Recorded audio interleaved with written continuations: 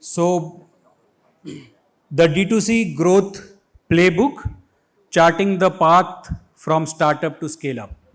We have seen since morning, we have discussed and deliberated a lot about the D2C, space. And we have seen a lot of brands, founders talking about it and sharing their insights, etc.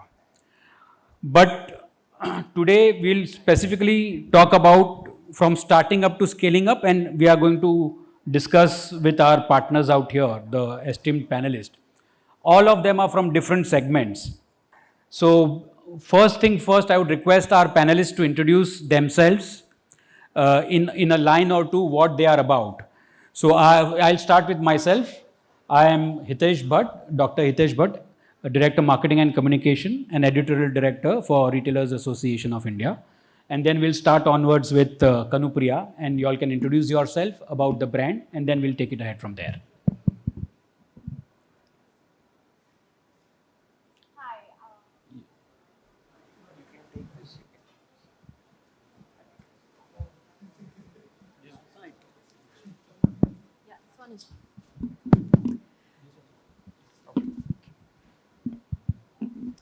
Hi, I'm Kanupriya, the co-founder of Aste. As you already know, Aste does mean to take it easy, and that's the premise of our brand. We've built a community and a tribe around the idea of mindfulness to find a moment of peace within our busy, hectic schedules where we're multitasking 100 things a day to just figure out what are the things that are really important, how can we ground ourselves and live Aste.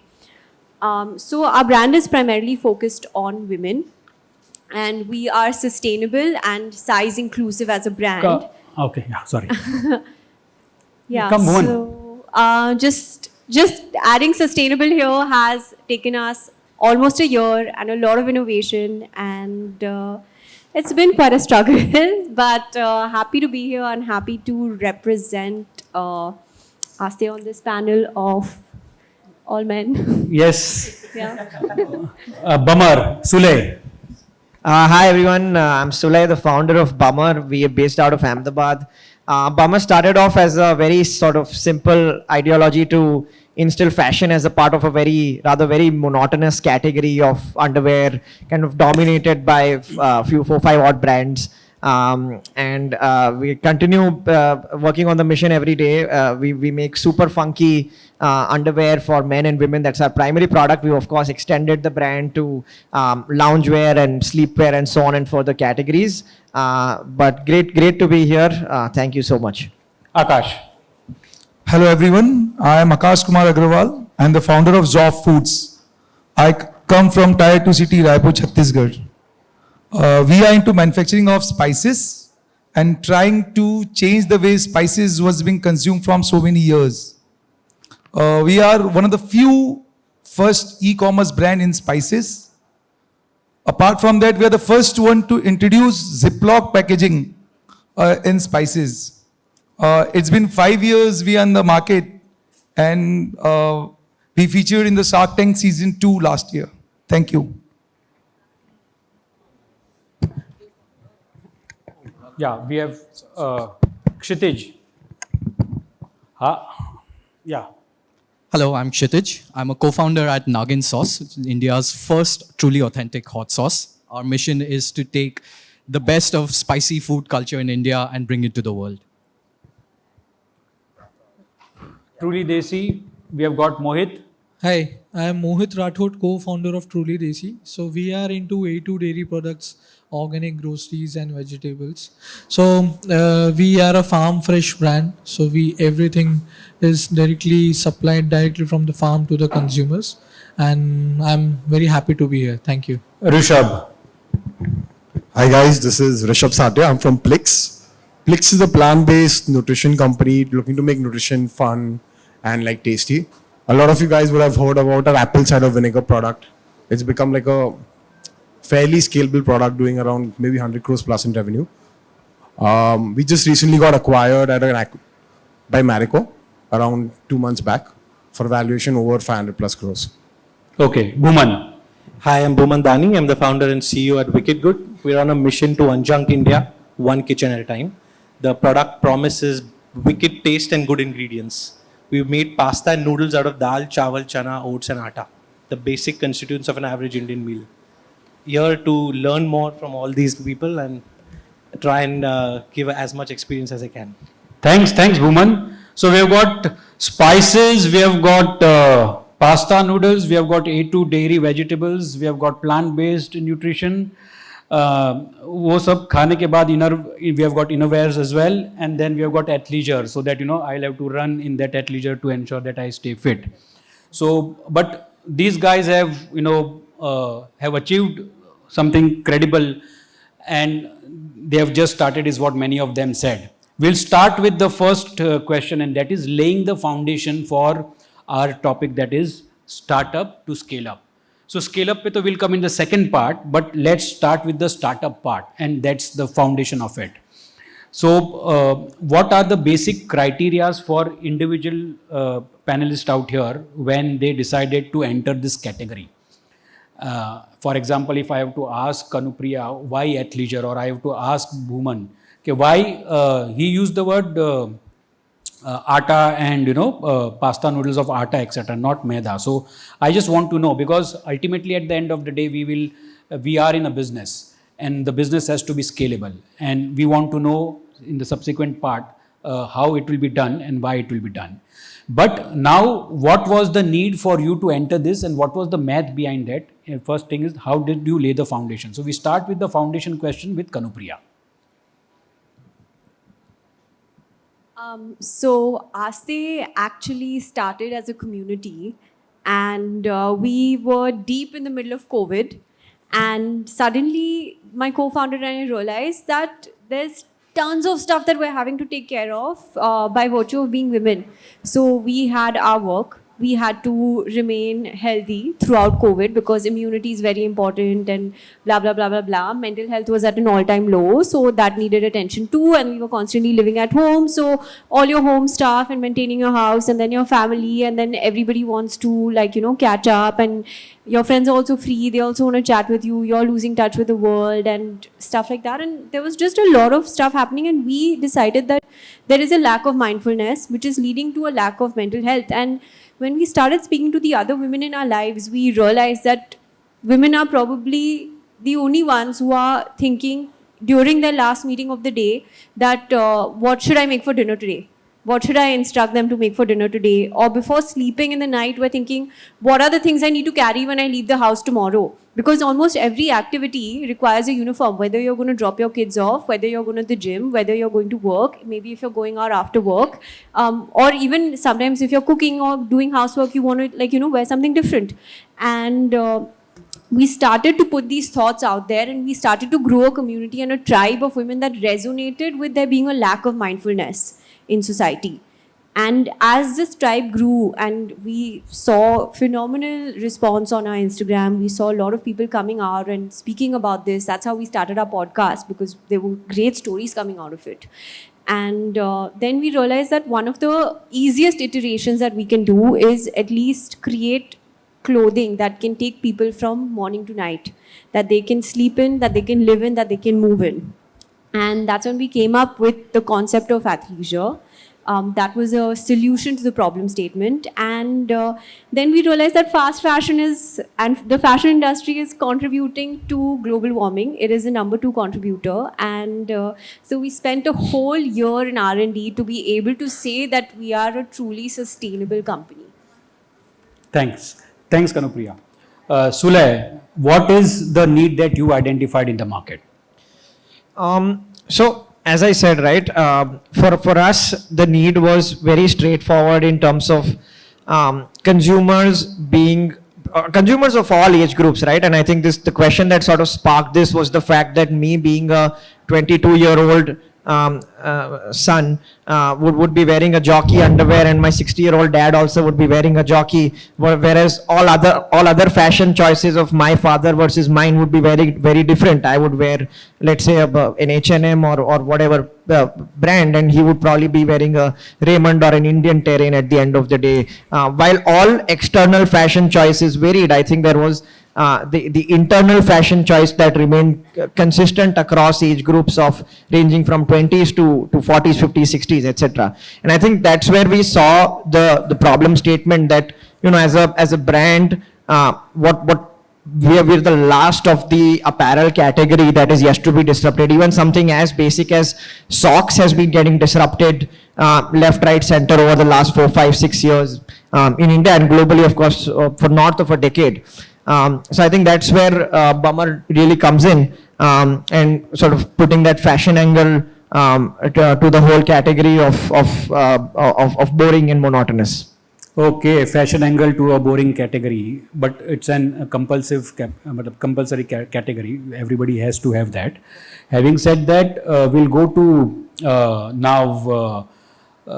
to spices, and that is Akash, Zoff. Akash, what was the reason that when you started Zoff, spices brand?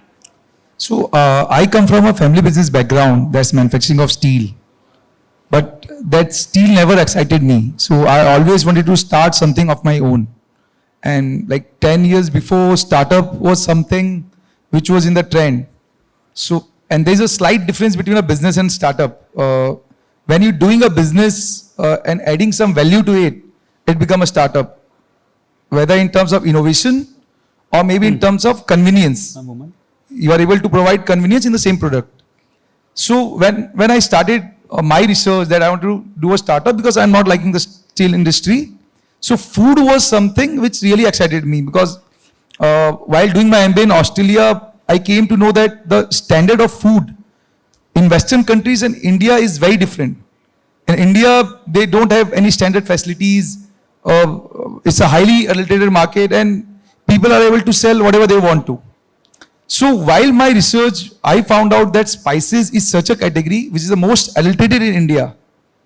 And there are few brands who are working in the same way from last 40, 50 years and nobody wants to change. So there came the concept that the market is huge. That time it was around 50,000, 60,000 crore market. And by 2023, it's a 1 lakh crore market. So market was huge. There's nothing has been changed from last 40, 50 odd years. But the consumption will increase. So I started my research and wanted to come up with something which is very exciting and some changes in the spices industry.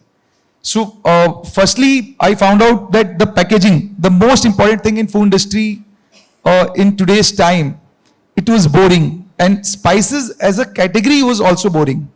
So we introduced Ziploc packaging. It's not just that it looks beautiful. If you talk about the convenience, you don't have to put your spices into fridge.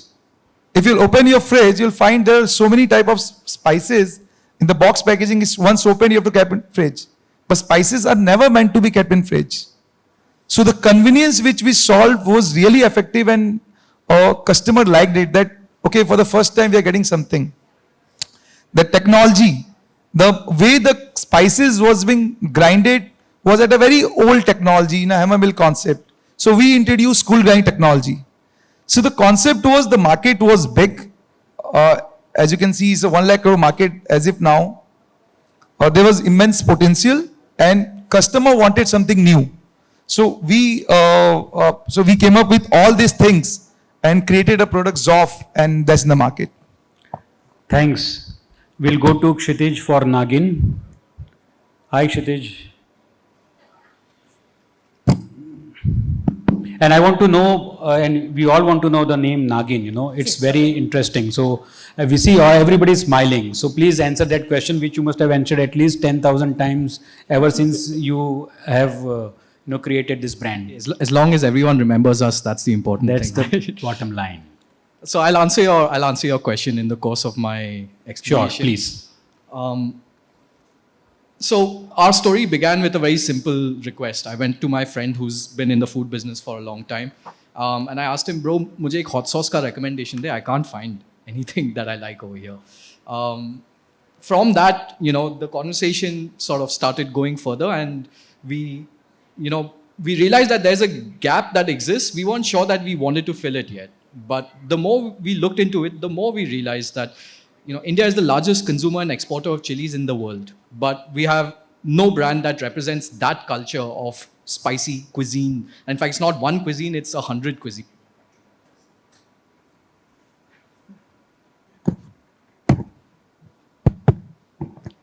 Hello? Yeah, sorry about that.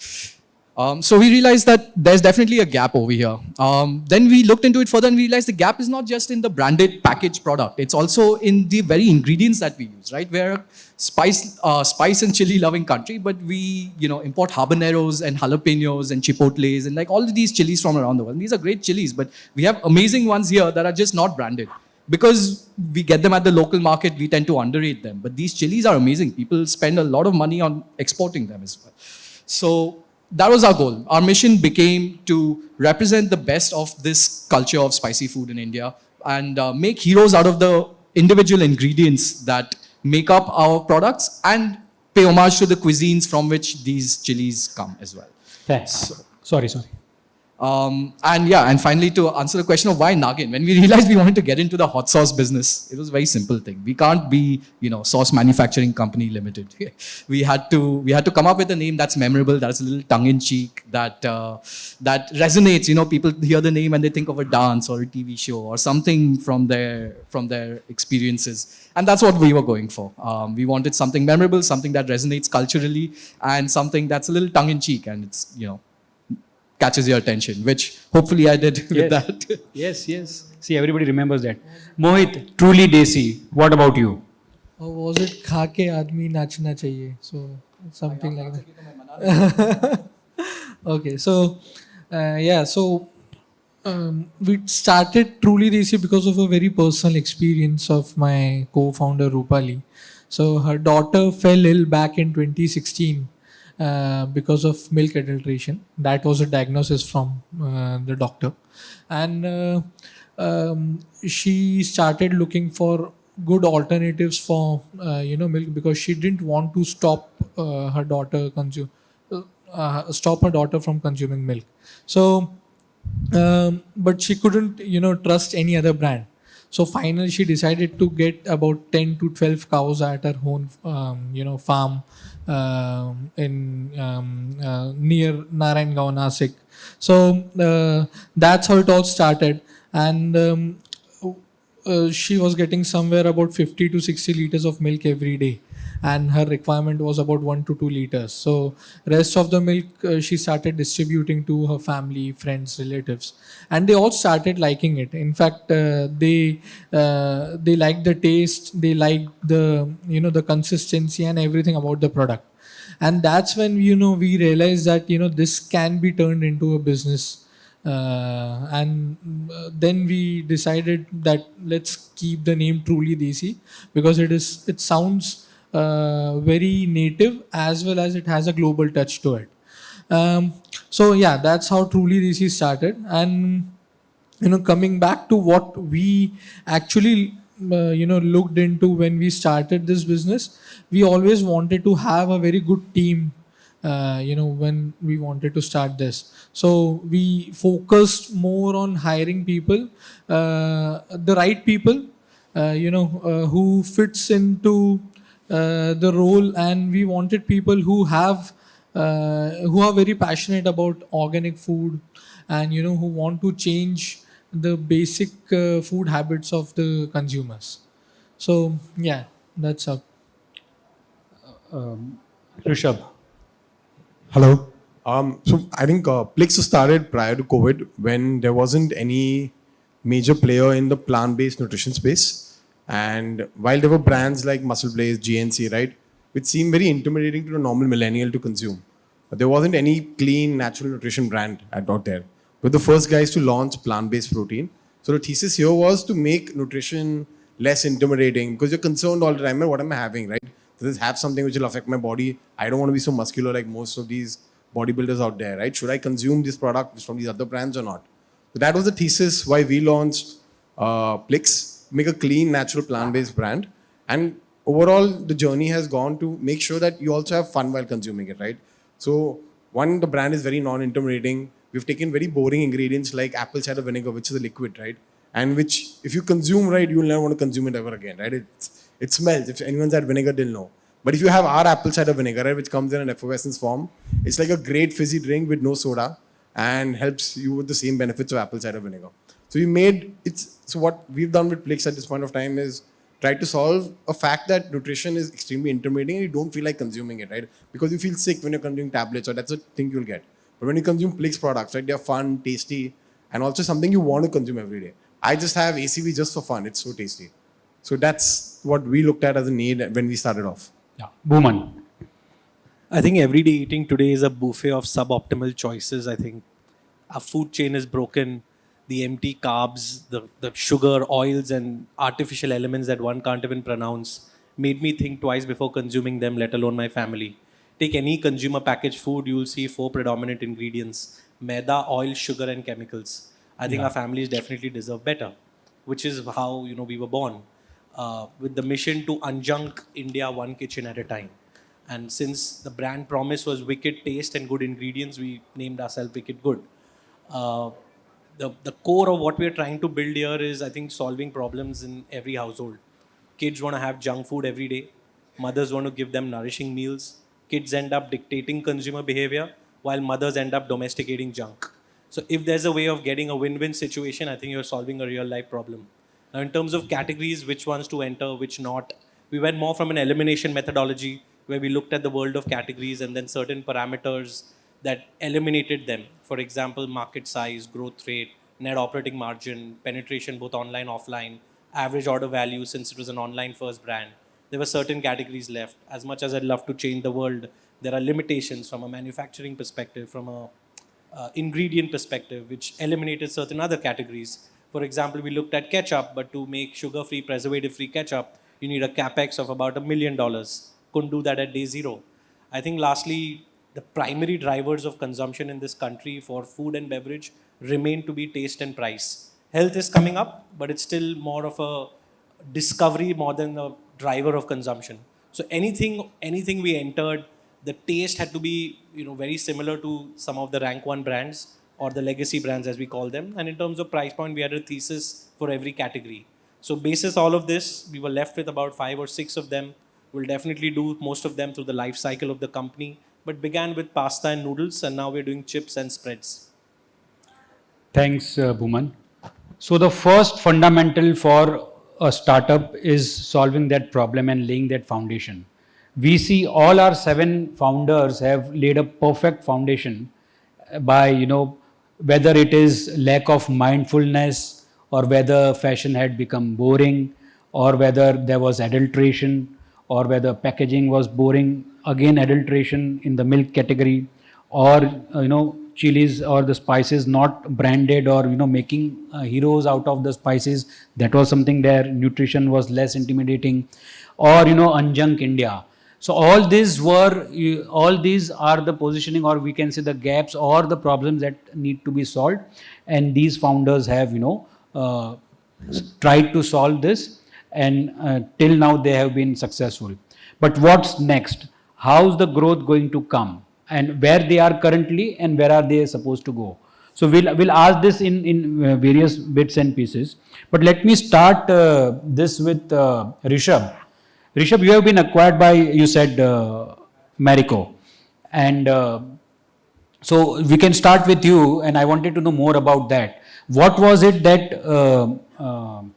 that made Marico, what did you bring to the table that made Marico acquire you? So that, others can also learn to make that value proposition. So I think a lot of FMCG brands at this point of time have a very clear thesis that they want to enter into the health and wellness category, right? So I think the category was very exciting for them, right? Also, what I know for a matter of fact is, I think while Marico's did, there were also other players like HUL. HUL's taken a bet with Oziva, there's ITC, Piramal. All of these have a very clear thesis that they want to enter into the health and wellness category, where the gross margins are high. And as India as a country, right, is turning into becoming a little more healthy, right? So that was the thesis, I think, what Marico was also looking at. What excited them about Plix was, so over the last 2 to 3 years, right, Plix has scaled rapidly to build roughly a 150 to 200 crore ARR company with very less capital, right? We've barely used around 10 to 15 crores of capital to build a business of this scale. We're already profitable. And That's what they want. And Marico as a thesis is looking to build their digital capabilities, and they saw that Plix is a great fit into the digital ecosystem, what they're looking to build. While also what we will do is, since digital is one of our strong assets, they will be able to replicate this for the other companies they've acquired, and in fact even in-house, right? So I think this was also something which helped them.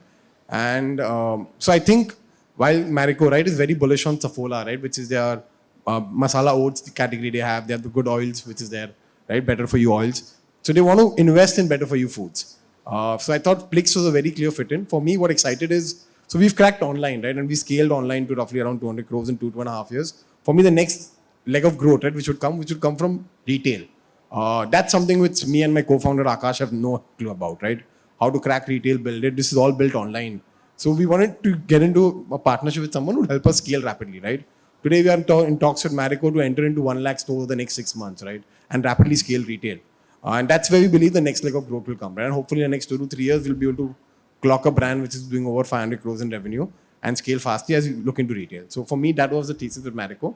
And for Marico, it was about our digital capabilities plus the very attractive segment of health and wellness which So you gave the product in the category and they gave you the distribution. Correct. That's, yeah.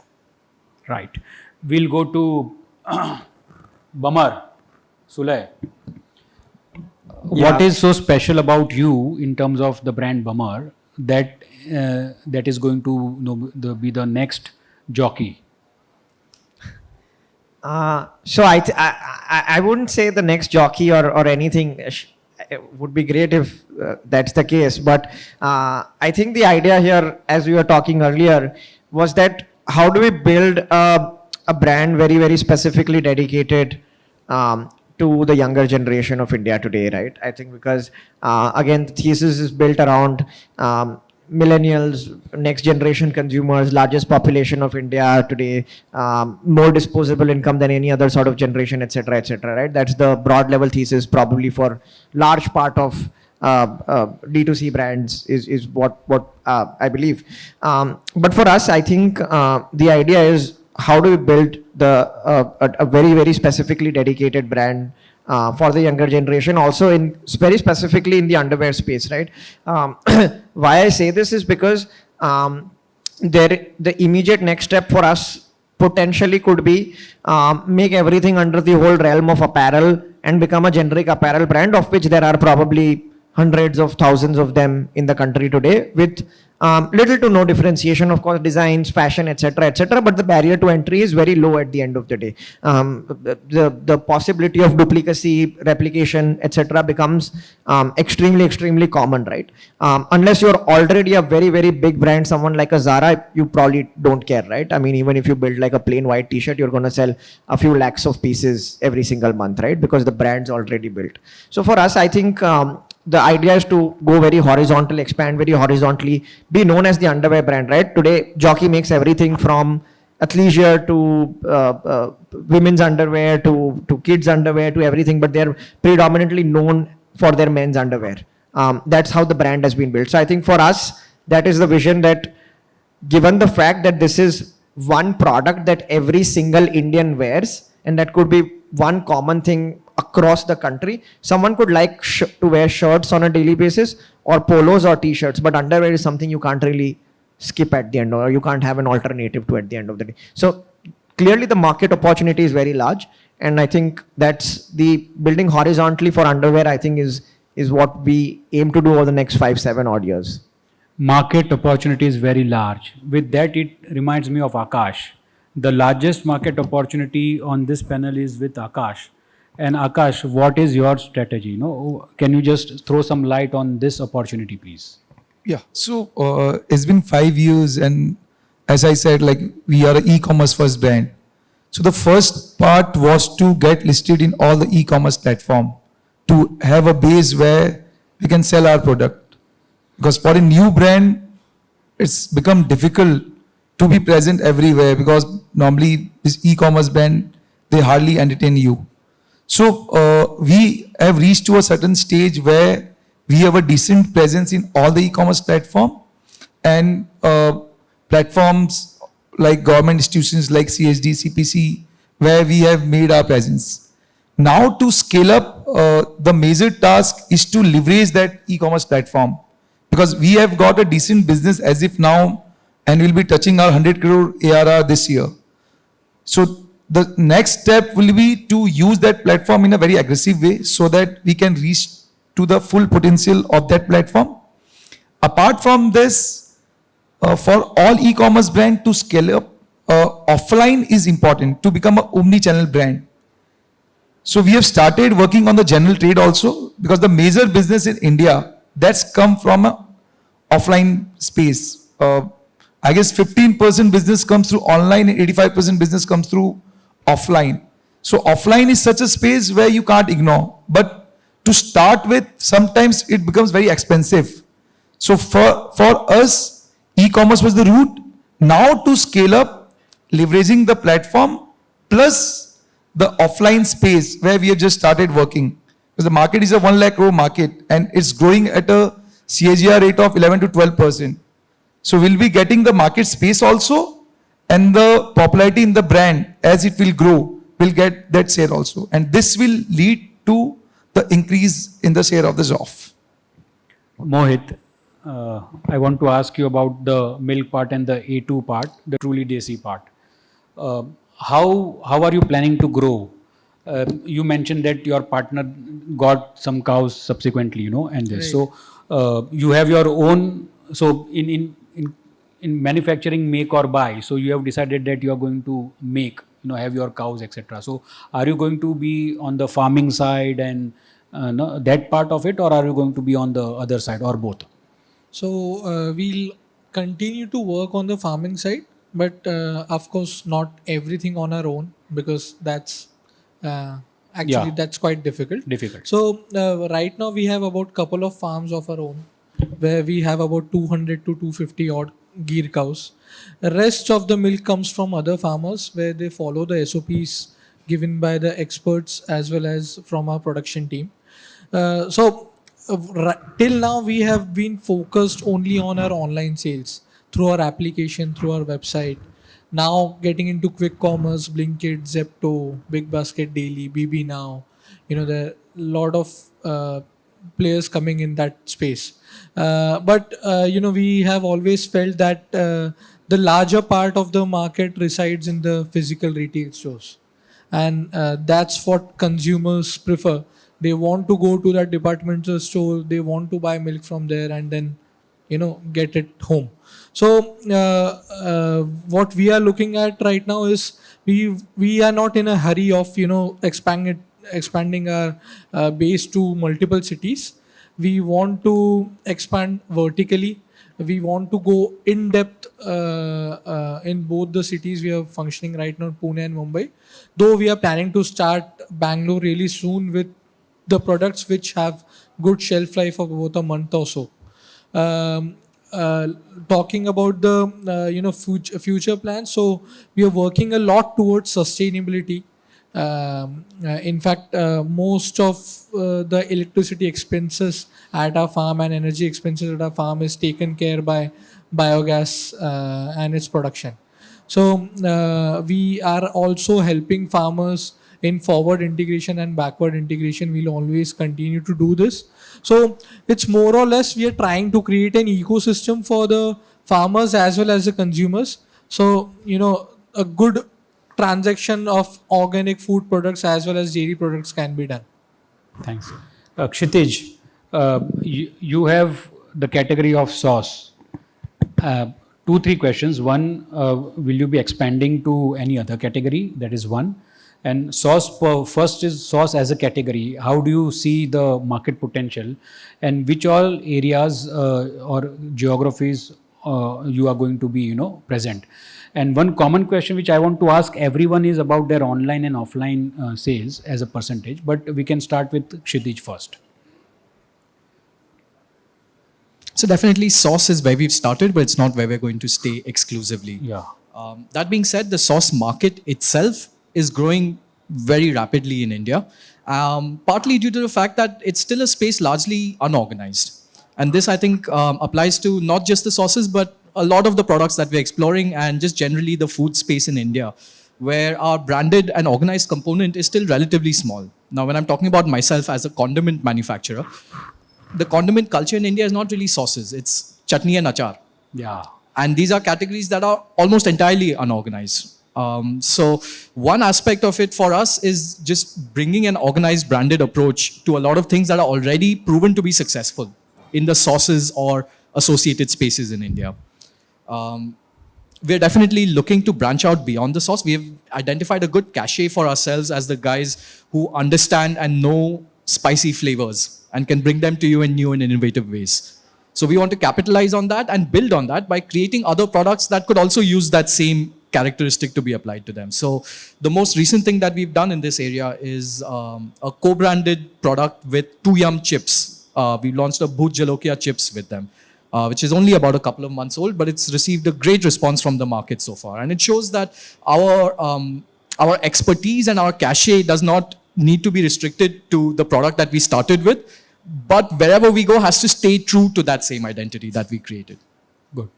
Bhuman, before we come to, after this we'll come to Kanupriya, but Bhuman, where are you seeing your growth coming from?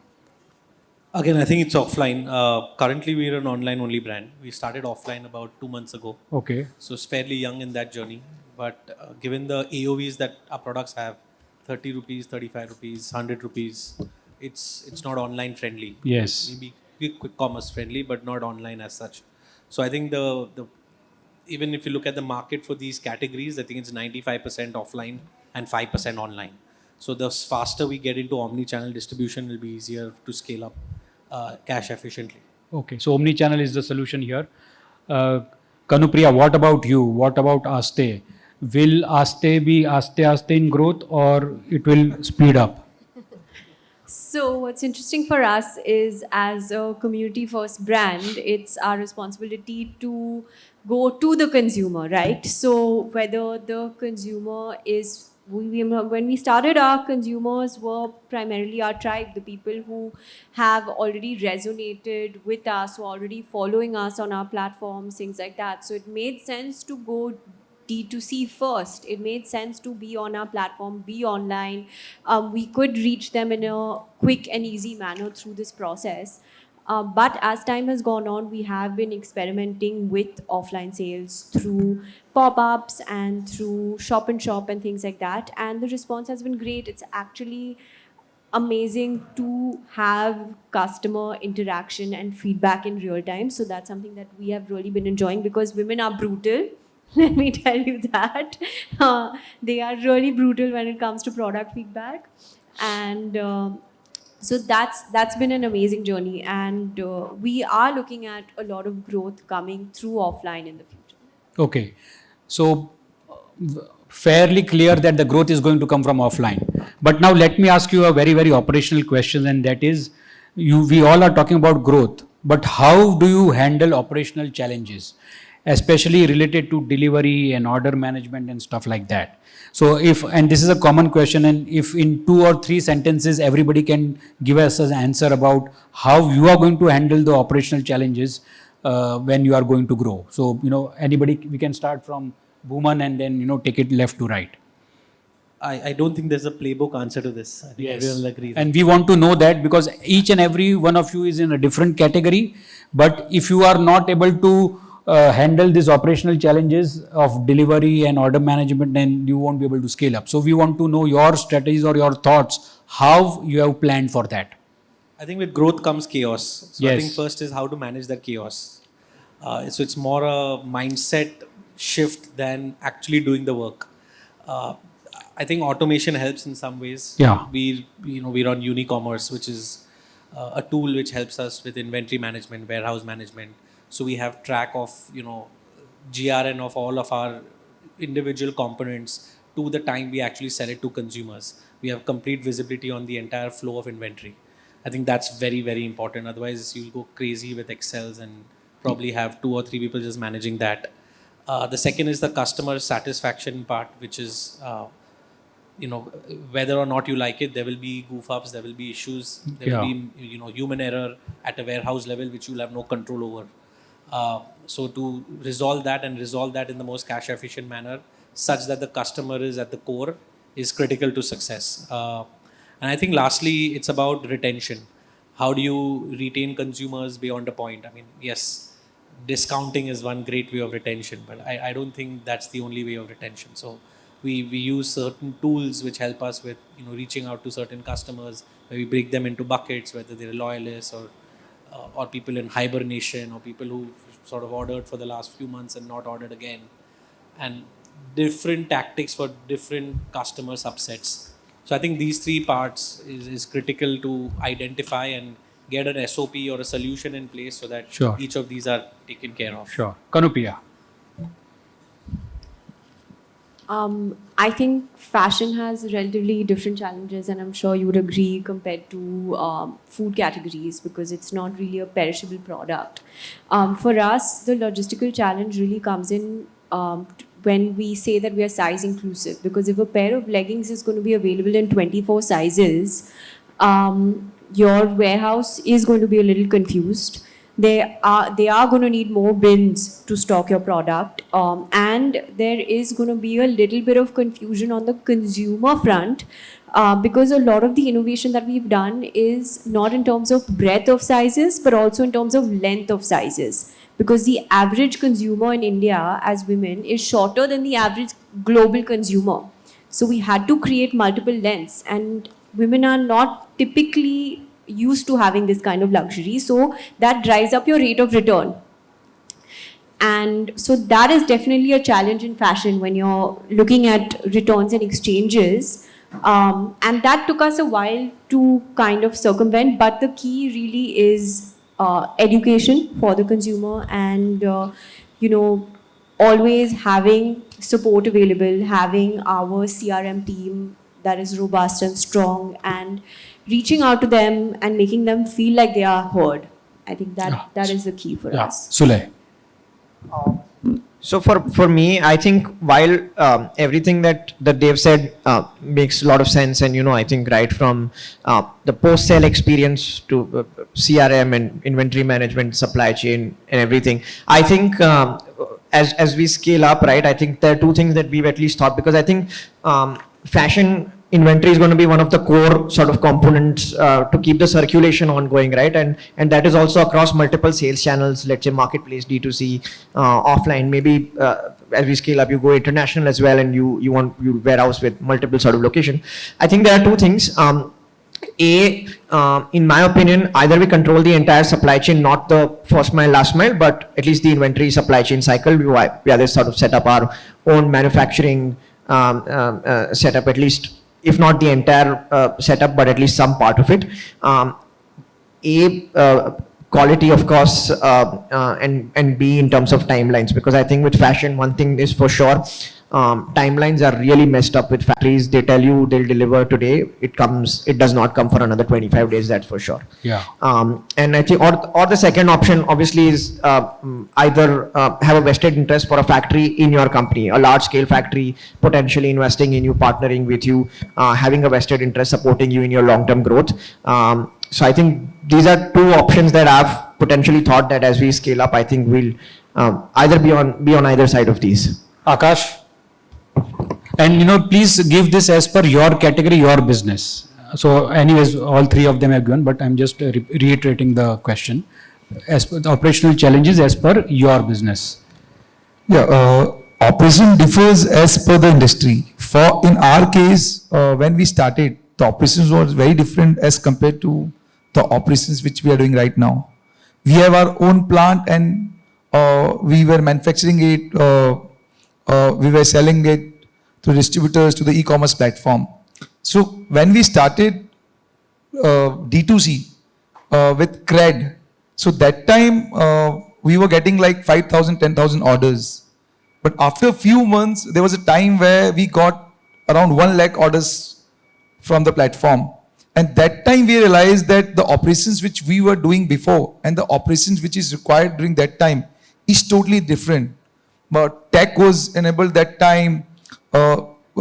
Team were trained as per that we want to do shipment in this orders, that the shipment got increased.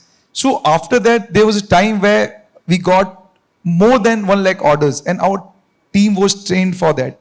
So what we have seen is operation differs every time. and it has to be changed with time by adding tech, by managing inventory. So right now, the inventory which we are managing is as per the data which we have. We know what kind of orders we'll get. But before, like 2-3 years, we were not having that data because platforms were getting added. We are getting different orders.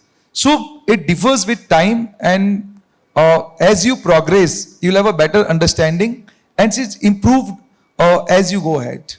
Kshitij.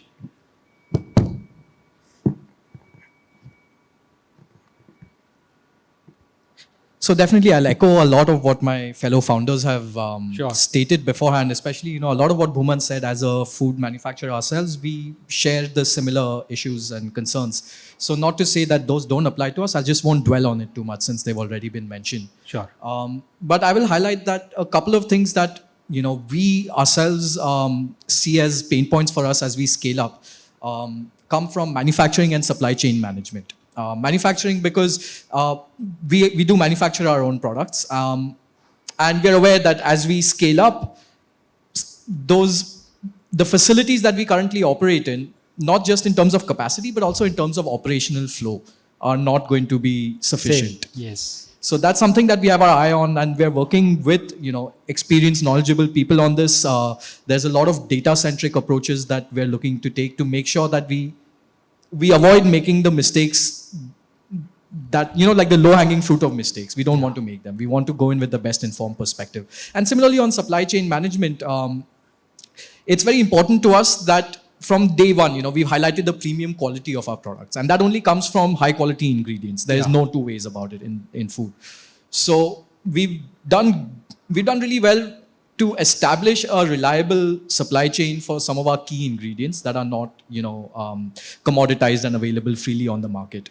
But these are also the ingredients that we know as we scale up won't be as readily available either. So like Bhut Jolokia chilies, for instance, are only harvested twice a year. And the manufacturers, the farmers of these chilies, they operate in a whole variety of different styles. So we'd have to go in and do a lot of the sort of standard setting on ground with them in order to assure high quality and high quantity of supply as well. Sure. And it's everybody knows that if you scale up, operational challenges will be there. But we want to know, especially in your categories, and that's what this question was. Mohit, in your category, you said that you would expand to Bangalore. Pune and Mumbai is what you are serving, and you're going to go to Bangalore as well. Yes. Now, and you mentioned you have 250 odd Gir cows. How are you planning in this milk business, or we can say, the vegetables and A2 dairy business? How will you enhance your capacity and your supply chain?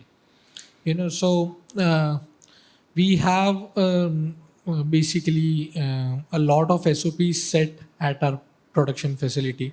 We focus a lot on production management as well as supply chain management. Okay. Because these are the core aspects, in our industry, because milk is so perishable in nature, it gets spoiled within 8 hours. So if it is not processed at the right time and not sent at the right place, then things can really go wrong for that business. And you can make huge losses there. So number one, what we are doing is right now, we are coming up with a traceability platform, not only for the customers, but also for our teams, right from production, right the team which is at the farm, then the production team, then the team that handles the entire supply chain and logistics, and the marketing team. So they get to know, so they have the track of each and every product and how the products are moving right from the farm to the end consumer.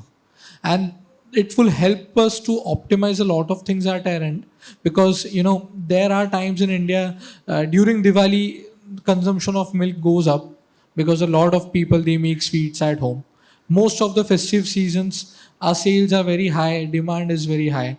But once during rainy seasons, people don't consume curd, don't consume buttermilk, and that's where the demand goes low. So you need to assess a lot of things before planning the production. So when we thought of starting Bangalore, so we are still working on a lot of issues at the logistics end, because it is somewhere about 800 odd kilometers from our production facility.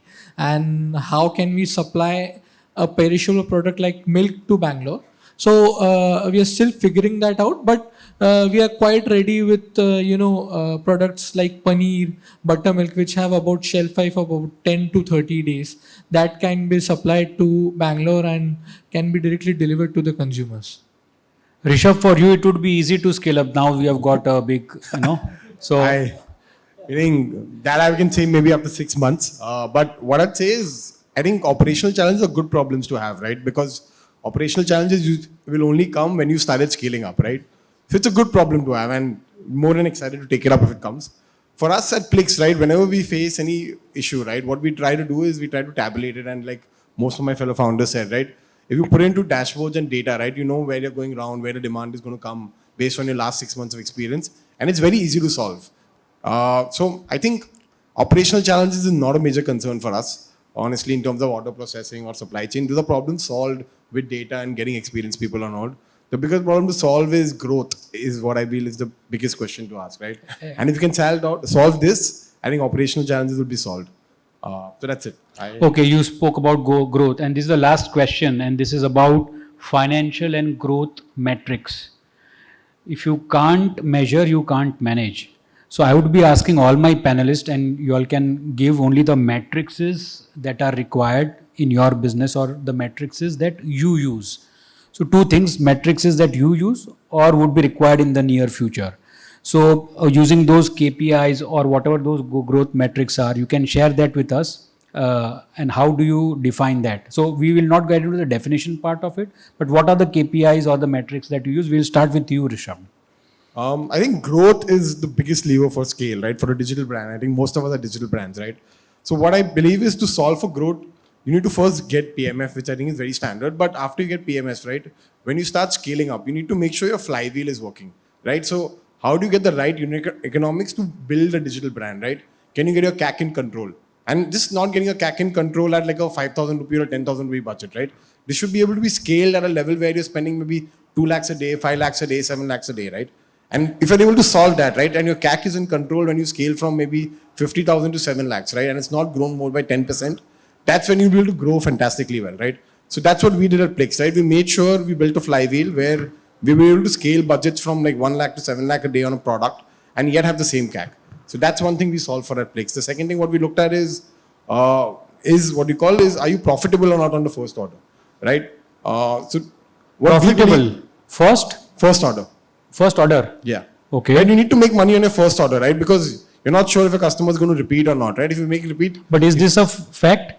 First order mein We are profitable on the first order, and this is done at scale. I think you can eventually build a flywheel where it's possible. Very good. No, I will. Then I'll toss it with you outside this separately.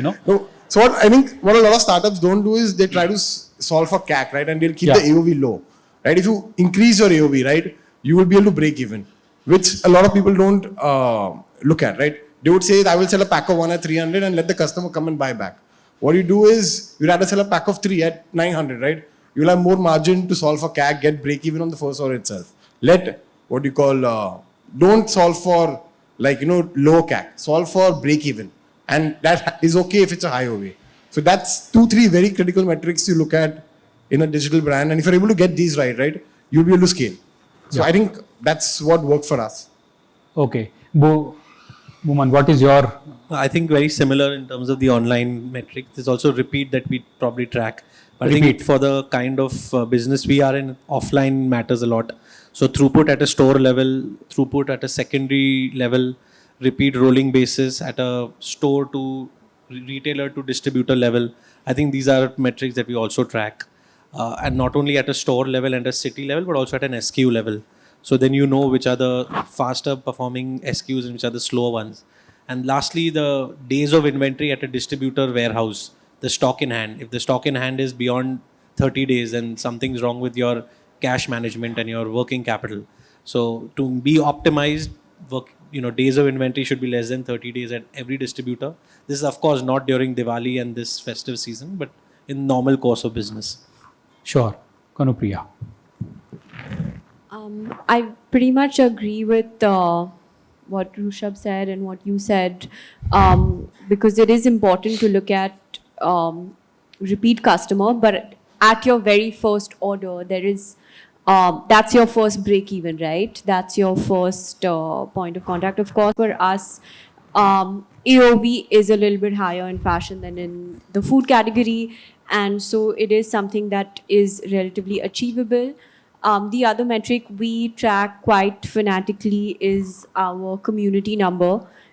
So that's very important to us. That's something that Naya also highlighted, is that Yeah. top of the funnel is very important Yeah. to get started and to actually have customers who are spokesperson for your brand and who are out there and who are, helping you build that community voice. That's also very important. Sure. Sulay, your metrics. So for us, I think, again, as Kanupriya said, I think, and Mohit also said, on an inventory side, I think biggest problem with fashion today is inventories. Lots and lots of dead stock. You'll get thousands of buyers in the open market who are willing to buy a few lakhs of pieces because brands are always ready to sell. Ki yaar, ye itne time se pada hai, le jao isko. So I think for us, while at this current scale, it's a little easier to manage. I'm a little scared for what could happen potentially when you are at selling millions of pieces, in a month, in a year, etc.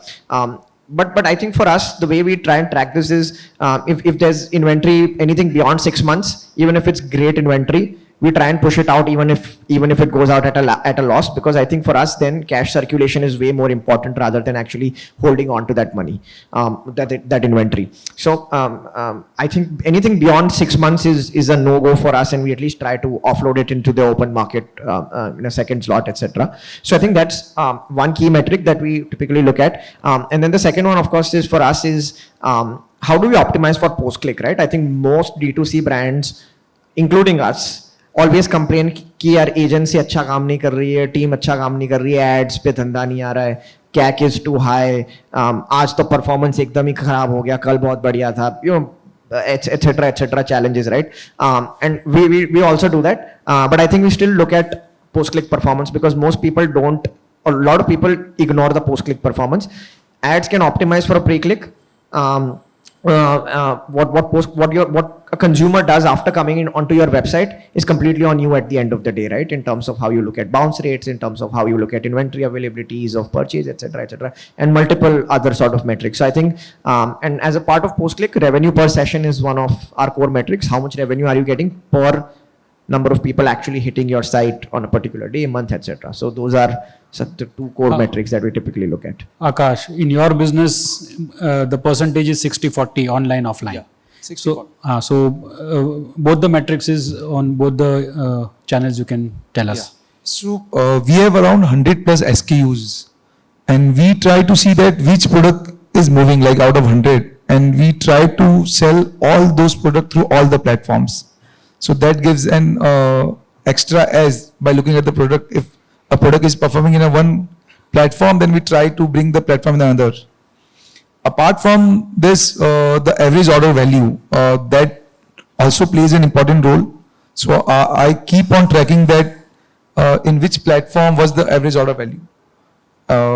Apart from this, number of units. So whether the customer is buying a single unit or multiple units, that also help us in figuring out that customer is liking the product. Customer can take your product once, but if he started buying multiple units, it really helps that customer is liking the product. In offline, how many times a distributor is getting billed, so that's very important that we track.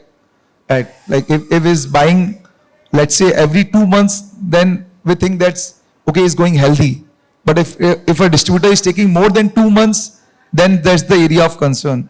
So we look in that way, that how fast a distributor can buy the stock every time it's billed. Yeah. Thank you. Thanks. Kshitij.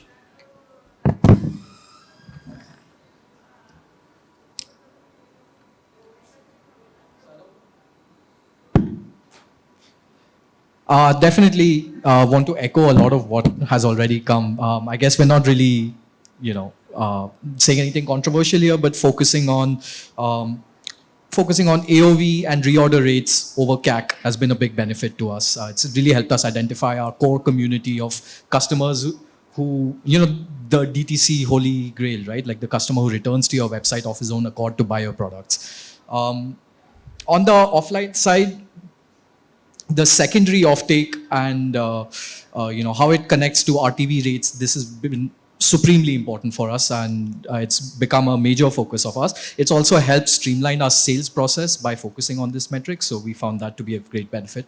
And something unique to us I can add would be we were experiencing a lot of wastage with our ingredients and raw materials early on, just due to inefficiencies in our production process. So minimizing the time in hand of our raw material inputs, that's helped avoid wastage. It's brought a lot of discipline to our manufacturing process, and it's helped maintain consistency in quality as well.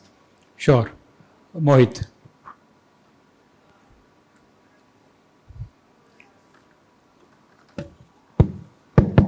Yeah. So, I mean, one of the metrics which we look into is positive cash flow on a daily basis. So, what's the quantity of milk we purchased, and how many byproducts were made from it, and how much we sold out of those. Number two, we don't really keep anything at our production facility for more than 24 hours. If it is there, then we are making a loss. It is burning money in our pockets. Number three, CAC is very important for us, not AOVs, because we work on a subscription-based model. So where you need to recharge your wallet and then you subscribe for a product, and the money gets on it keeps on getting deducted from your wallet as and when you purchase a product. So what we look into is how many new customers are added to the platform, number of app downloads, and what is the conversion between the app downloads and the conversion and the purchase rate. Then we look into the average recharge value. So most of the times, if recharge value is below 1,000, we feel that customer doesn't have that kind of trust on the products or the services. Yeah. So we wait for a couple of months. Once we get a recharge value of about 4,000 or 5,000, we know that the customer started liking the product and the services. So most of our campaigns are designed around such customer sets where people who are recharging a lower amount and people who are recharging a higher amount, and how we can serve them better. So CAC, positive cash flow, inventory turnaround. So these are the things which we really look into. Good. And here we can see, we've got around so many metrics that our founders are, tracking, and what is important to them basis their category. With this, we have just 20 odd seconds left, but I would like 3 words from all of you. Okay, 3 words only. That is the key to success in your category.